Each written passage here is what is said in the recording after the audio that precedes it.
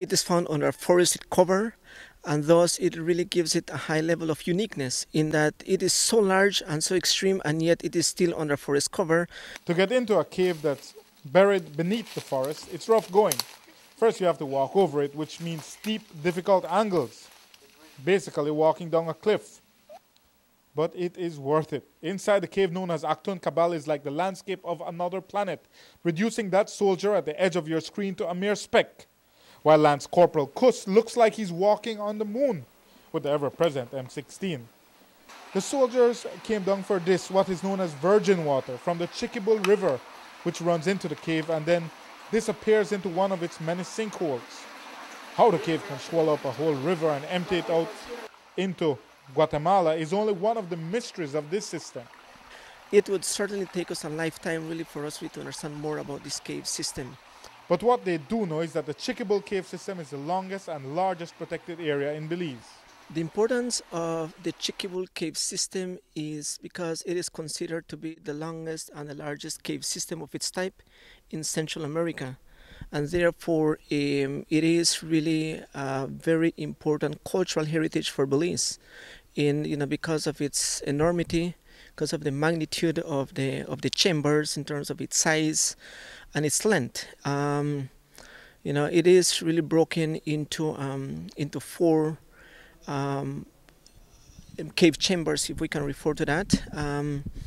And it starts here in Belize, and actually the last section, it ends up in Guatemala. It is considered to have the third largest chamber in the world. It is considered to have the largest chamber on this part of the Western Hemisphere. The system is divided into four parts. The first one is where we are actually situated today, which is Actun Cabal. The second part is Actun Tunkul. The third one is Cebada, and the fourth one is called Xibalba. And it is highly unexplored and undiscovered. But it has been discovered by Guatemalan raiders. In terms of threats, the major one is certainly its surroundings. I'm referring to poachers around, illegal loggers around, chateros around.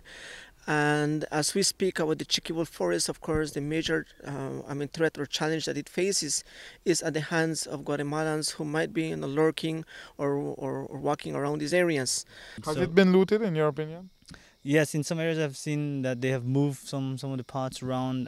Most likely they will be looking for polychrome vessels, things that are painted or something of real value like jade or other things like that they will try to take out. But we see activity of them going into some of the caves around here.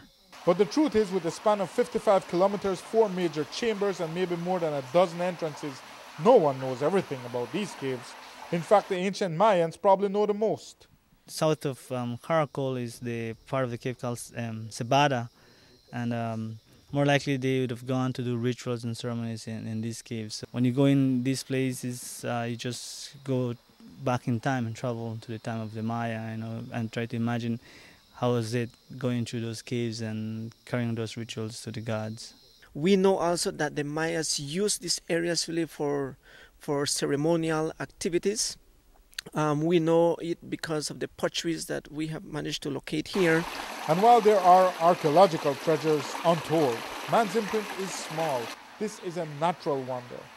A place with surfaces, crevices so strange and intriguing, an environment so different that until you see it, you cannot even imagine it.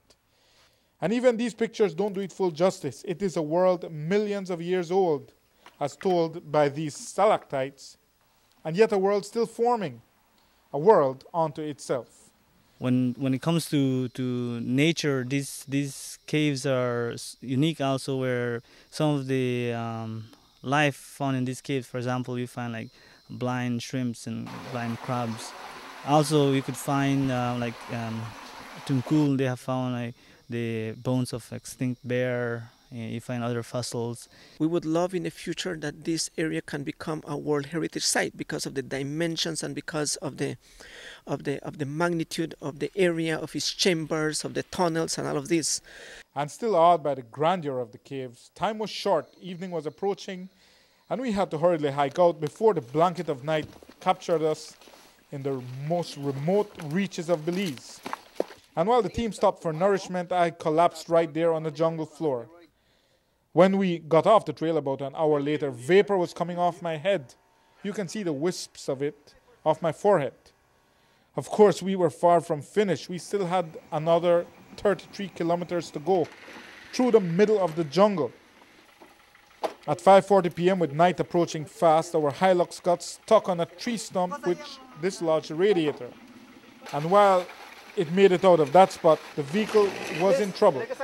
And the Land Rover had to double up on the power and tow us through the jungle.